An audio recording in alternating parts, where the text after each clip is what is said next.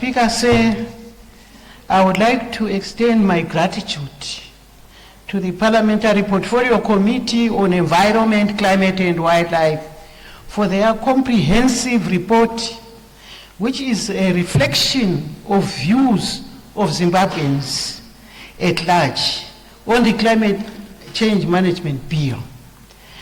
We have also noted with appreciation the issues raised in the debate by this august House. I will therefore proceed to address the issues. Let me start by addressing the issue relating to green building standards, health and disaster risk reduction. One of the objectives of the Climate Change Management Bill is the mainstreaming climate change across all sectors of the economy through enhanced coordination by the Ministry of Environment, Climate and Wildlife. In the report, as well as during the debate, various interventions were made, including on the need to legislate green building standards and to strengthen hospitals for disaster response. We have ministerial portfolio committees responsible for regulating building standards, health disaster response, to mention just a few. When the bill passes into law with the approval of the honorable members of this House, we will be able to review the relevant legislation with the responsible ministries, such as Ministry of Local Government and Public Works, and the ministry responsible for housing, including the Ministry of Health. We will also look into issues of climate change disaster response with the relevant ministries, such as the Ministry of Local Government and Public Works and the Ministry of Health. Climate change is a scourge that cuts across all sectors of government. The purpose of this bill is to foster coordination in matters relating to climate change to ensure that all sectors of government play their part in both mitigation and adaptation to climate change. Free, prior and informed consent. Our rural communities, under the leadership of the traditional leaders, are the custodians of the forest in which we are carrying out carbon trading. It would therefore be grossly irregular to promulgate legislation on carbon trading without ensuring that they are adequately consulted and they have expressed their views on the matter. That is why the bill contains an appendix in the second schedule outlining the modalities for free, prior, and informed consent by the affected communities. This ensures that communities are directly involved through comprehensive consultations, thus ensuring that no one is left behind in the process of coming up with this bill, and also in the process of registering carbon credits. No project shall be approved without clear evidence of free, prior, and informed consent in line with the set guidelines. In relation to issues of appeals and governance redress mechanisms, concerns were raised that power is being concentrated in one single ministry and there should be an independent tribunal to resolve disputes. The principle of administrative justice places emphasis on the exhaustion of local remedies before resorting to other platforms. In the bill, where a person is aggrieved by the authority's decision, their response lies with the minister. The current practice when addressing appeals within the ministry and indeed other government bodies, is to involve the relevant experts who make recommendations to the minister. So the minister does not make responses as an individual, but there's a lot of consultative processes that take place. The minister then acts upon these recommendations in deciding on the appeal. Further, if one is not satisfied with the minister's decision, the bill provides that they can appeal against this decision to the administrative court.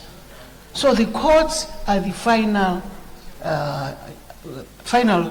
center to hear the appeals. This means the minister does not have the final say on the matter.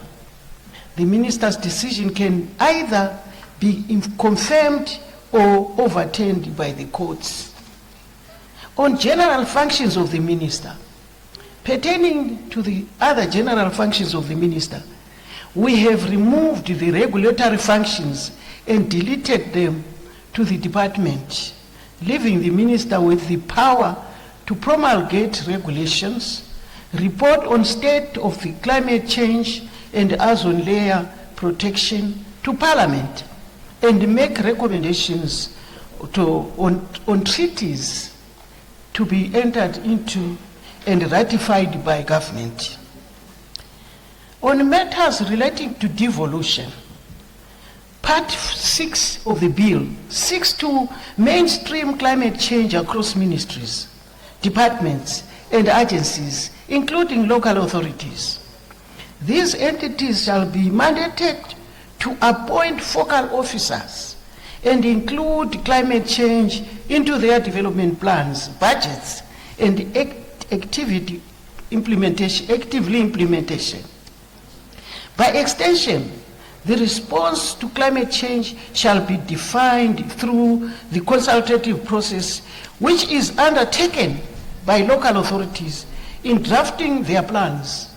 They do consult. I attended some of the consultations as Member of Parliament of Bulilima district. Every local authority shall be granted the power to make the necessary bylaws to advance the implementation of its obligations under the Act.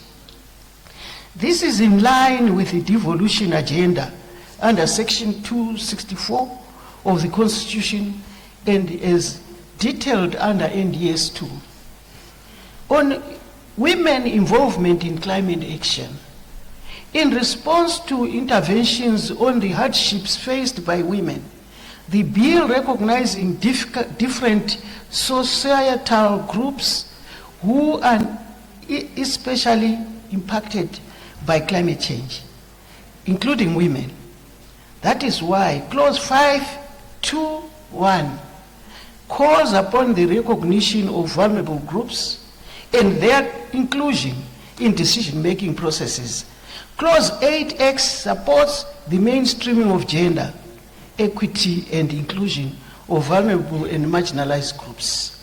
Part 5 prioritizes gender equality and inclusivity in operations of the National Climate Fund.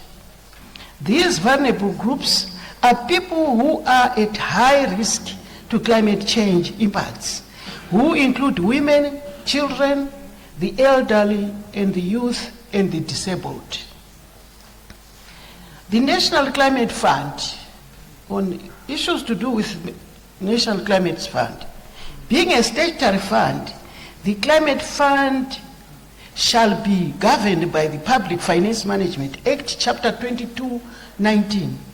The Act mandates parliamentary reports on public funds, including statutory funds. It also provides for auditing of funds by both internal and external auditors. It would therefore be inaccurate to say the National Climate Fund will be solely under the purview of the ministry without proper parliamentary and public oversight. On emission standards, the Climate Change Bill is meant to complement existing legislation without creating overlaps and conflicts. While the bill provides for carbon trading, for the regulation of greenhouse gases, for the purposes of advancing climate change mitigation, the Environmental Management Act, Chapter 2027, regulates general pollution standards. Order, Honourable Minister. Order. Please take your seat. Honourable members, the doorkeepers, can you please ensure that no one sits at the back there? Honourable members are supposed to take their seats in the proper designated places. Only one honourable member can come there for signing, but not to group everyone there. Now there's too much noise, the minister cannot be heard properly. So please, one person at a time there. Otherwise we'll end up saying they must stop the registers. You may continue, Honourable Minister.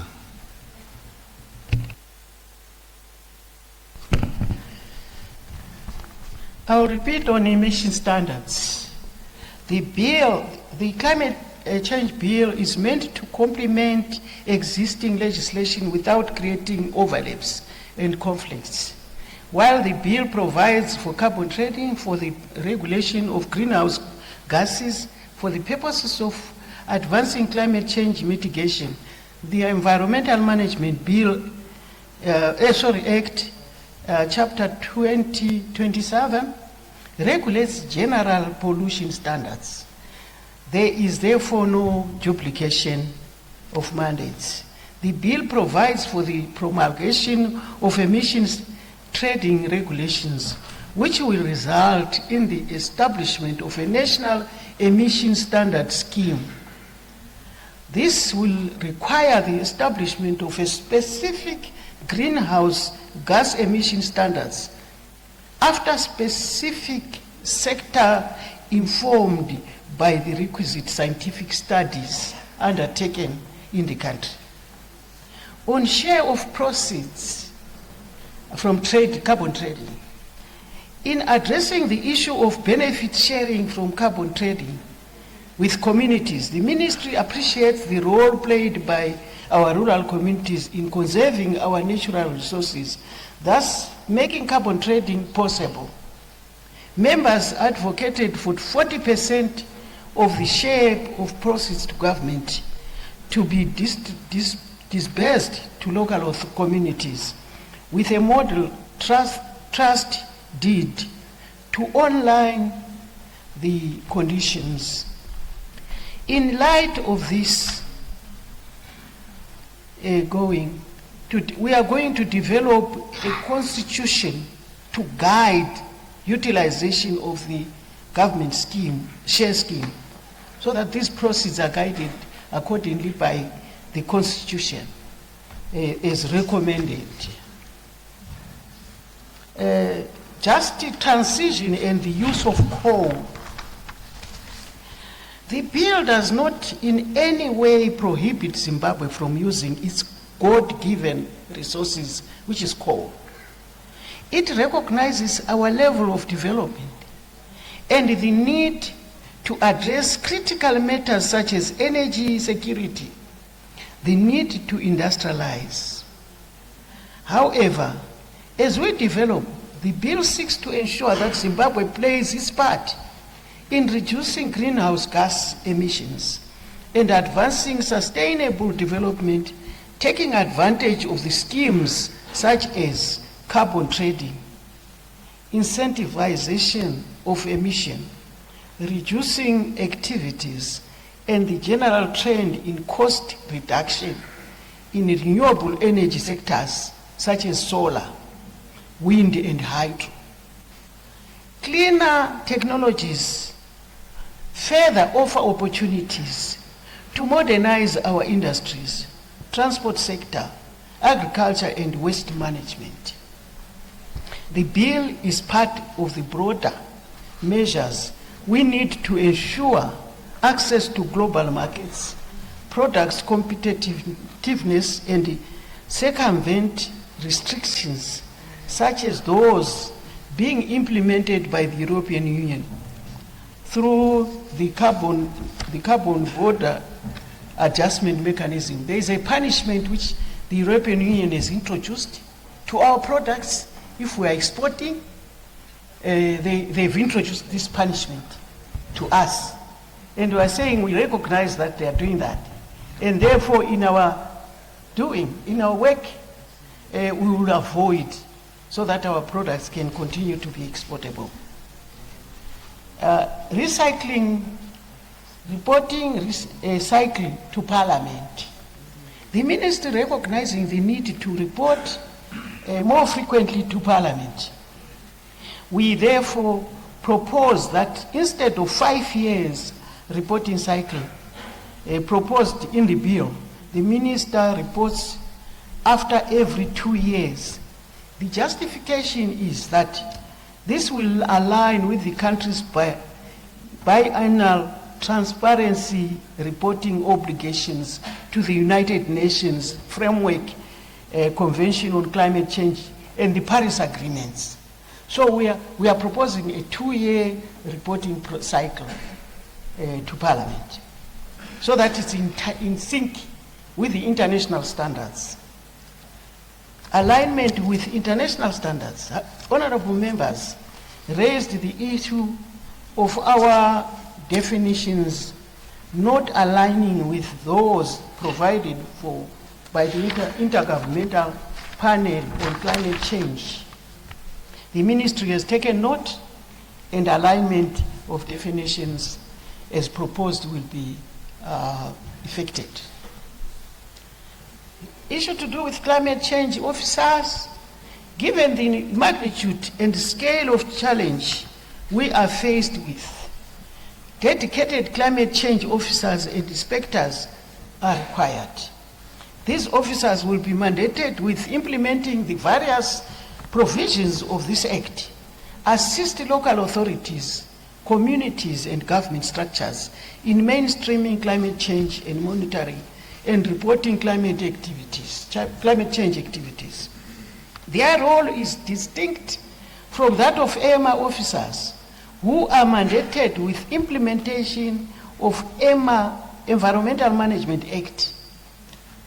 So the EMA officers and our officers are different and are clearly overwhelmed given the myriad of environmental challenges that we are facing as a country.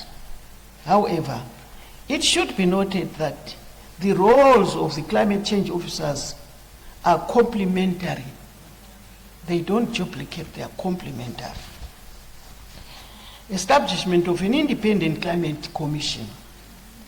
Honorable members proposed the establishment of an independent climate commission to take into consideration the participation of civil society, development partners, and private sector. While we recognize the importance of these proposals, it might mitigate against the avoidance of a bloated civil servant. We are already burdened with the bill of paying the current workers. So if we bloat the service, then it will be very difficult for government to cope. The bill proposes that the minister may set up liaison committees, which will be subject specific and time-bound, with clear deliverables within a given time. The ministry proposes that we expand the scope of the proposed committees to include civil society organizations, local authorities, development partners, and the private sector, as well as other organizations representing social interest groups.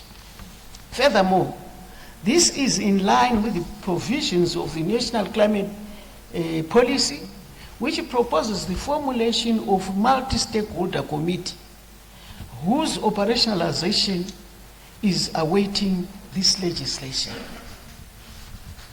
Making the Climate Change Management Department as an authority. This was a proposal.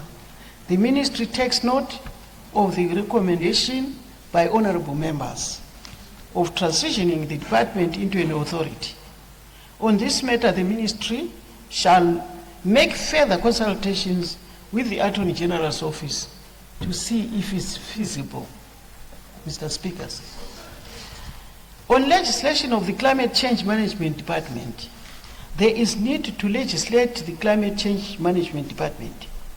Without the requisite powers, the department will not be able to effectively collect the requisite data required for the reporting under Article 13 of the Paris Agreement and policy making and enforce provisions of this Act, as well as discharge its duties as a designated national authority on carbon trading in line with Article 6 of the Paris Agreement. In addition, the department needs to ensure streamlining of climate change in all MDAs and non-state entities, establish national emissions trading scheme, and establish and manage the National Climate Fund, all of which require powers bestowed by this Honorable House. On legislation of units under the Climate Change Management Department, Mr. Speaker, as rightly pointed out by members, the form and shape of government departments are subject to regulation by the Public Service Commission. I therefore propose that the establishment of the department at law clearly spelling out this function and powers, but leaving out the various units and personnel. In conclusion, Mr. Speaker, we have noted the committee's report and interventions during debate of the honorable members of this House, and we shall draft a notice of amendment to reflect the changes that we have effected. For those issues that do not warrant amendment, I believe we have sufficiently justified the reasons thereof in our response. I thank you.